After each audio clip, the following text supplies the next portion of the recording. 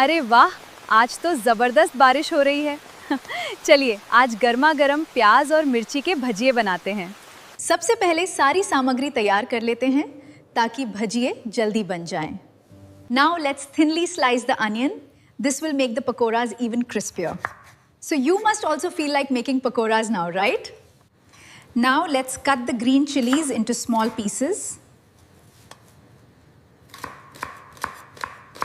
अब बेसन में सारे मसाले, थोड़ा बेकिंग सोडा, नींबू का रस और पानी डालकर अच्छा सा घोल तैयार करते हैं ताकि पकौड़े नरम बने।